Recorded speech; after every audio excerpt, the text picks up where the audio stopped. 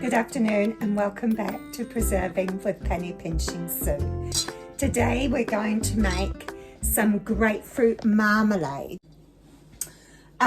Green grapefruits are really good, but because I'm going to use the rind, I'm just going to leave that one out and use that for something else.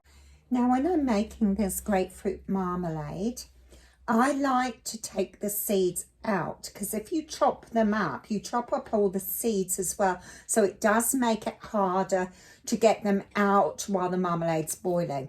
So you can wrap them in a little piece of muslin, or if you like me, you've got one of these little strainer bags, they are excellent. For this recipe, we're going to use 4 grapefruits and 2 lemons.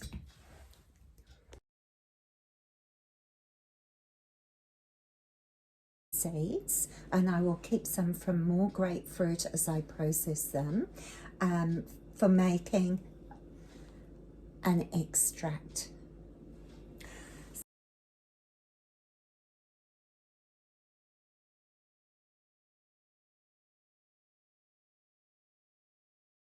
Okay, I've chopped up all the citrus.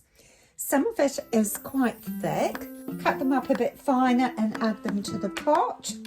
Or you could put some back in the food processor using a cutting blade instead of the slicing blade.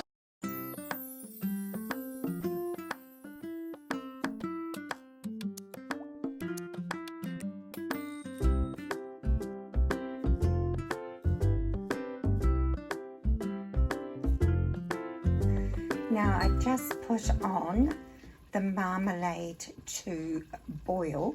This will need to boil for about 40 minutes until the fruit is really tender. So the skins are really soft. I'm now going to just remove the pip bag and basically stir until it's dissolved, and then we want the marmalade to come to a rolling boil. We don't need to stir it then.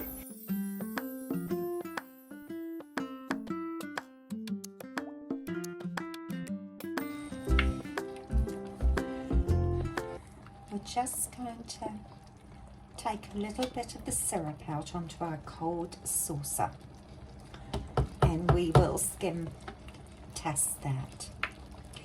If you've got a thermometer, I bought this for my cheese making a few years ago. Just pop it in. It's often handier so that you don't have to faff around with saucers. If you haven't got one, that's fine, do the saucer test.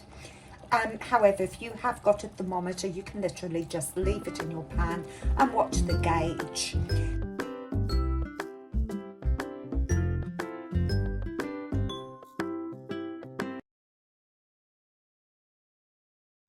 Skim off the edges,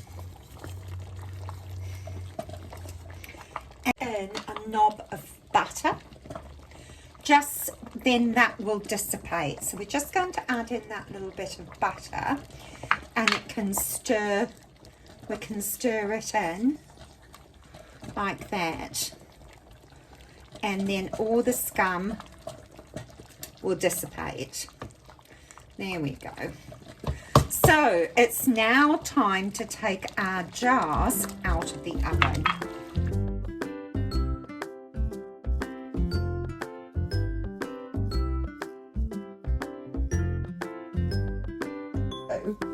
Is wipe down the rim of the jar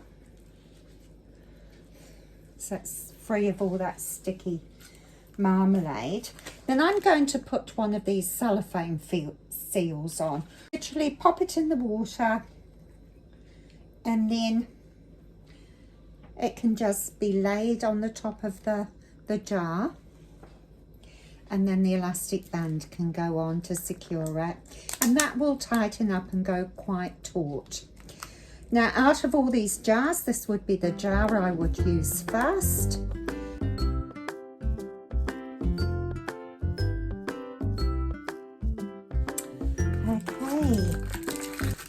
jam has